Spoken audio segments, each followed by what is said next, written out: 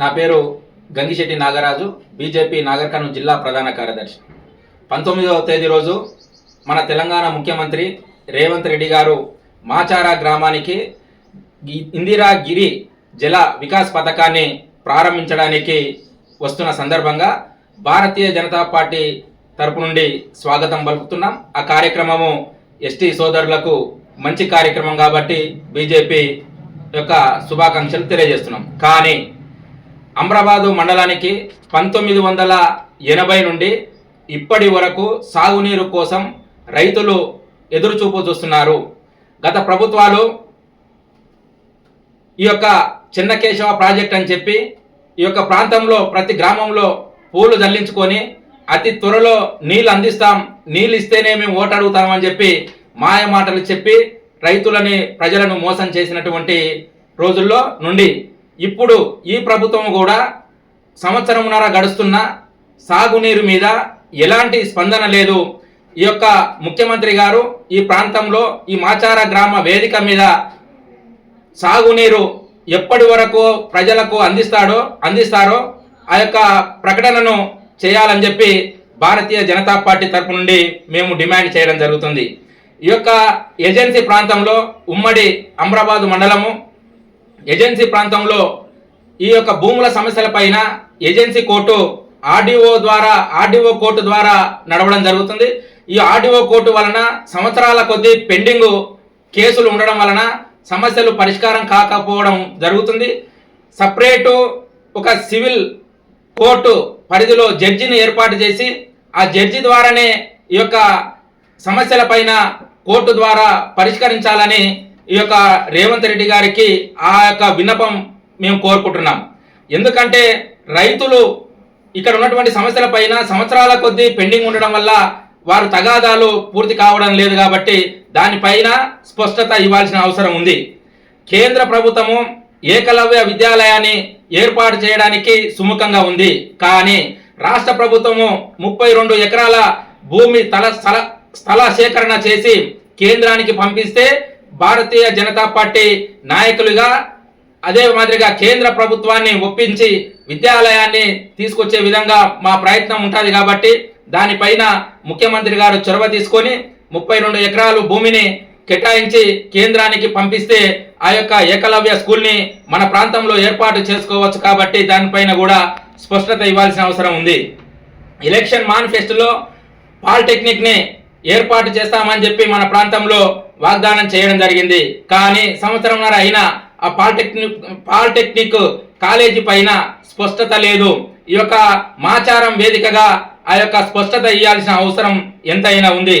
అమ్రాబాదు మండల కేంద్రంలో రోడ్డు విస్తరణ కార్యక్రమాలు ఏర్పాటు చేస్తామని 2 కోట్లు 3 కోట్లు 4 కోట్లని ప్రచారం జరుగుతుంది. ఇప్పటికీ శంకుస్థాపన చేసి 17వ తారీఖు ఈ రోజుకు 3 నెలలు గడుస్తుంది. ఈ 3 నెలలు గడిచినా ఒక తట్టెడు మట్టి తీయలేదు, ఒక తట్టెడు మట్టి పోయలేదు.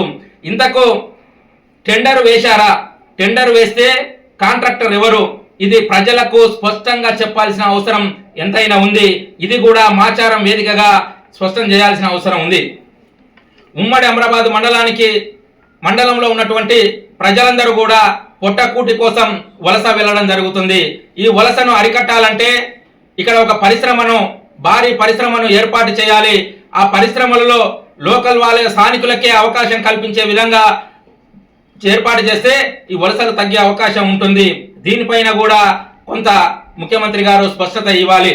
మద్దిమడుగు దగ్గర ఏరు దగ్గర తీగల వంతెన కోసం మన ముఖ్యమంత్రి గారు అక్కడ ఉన్నటువంటి ఆంధ్రలో ఉన్నటువంటి ముఖ్యమంత్రి ఇద్దరు కూడా గురు శిష్యులే కాబట్టి ఇద్దరు తీర్మానం చేసి కేంద్రానికి పంపిస్తే అది చేయడానికి కేంద్ర ప్రభుత్వము నరేంద్ర మోడీ గారి ప్రభుత్వము సిద్ధంగా ఉంది.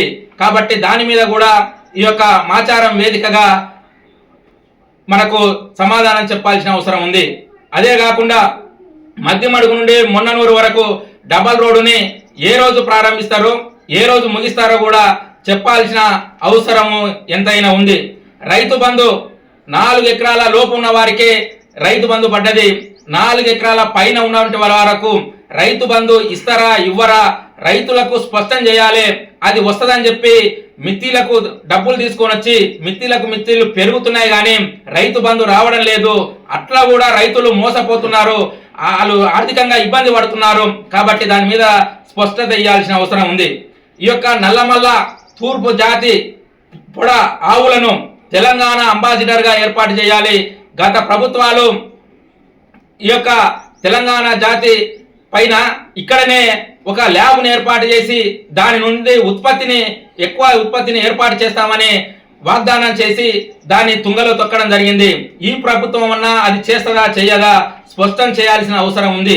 కొత్త పింఛన్లు ఈ ప్రభుత్వం వచ్చిన రోజు నుంచి ఒక్క పింఛన్ కూడా ఇవ్వలేదు.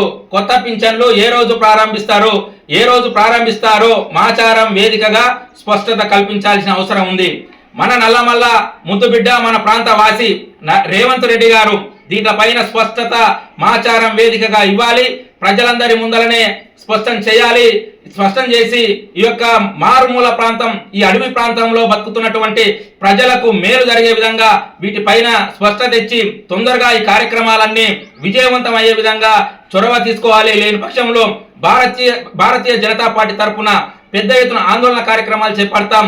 ఆందోళన కార్యక్రమాలే కాదు, ఆ పని అయినంత వరకు కూడా ఉద్యమాలు చేపట్టి ఈ యొక్క ప్రభుత్వాన్ని తల వంచి ఈ యొక్క కార్యక్రమాలని విజయవంతం చేసే దశలో భారతీయ జనతా పార్టీ ముందరుంటుందని చెప్పి హెచ్చరిస్తున్నాం.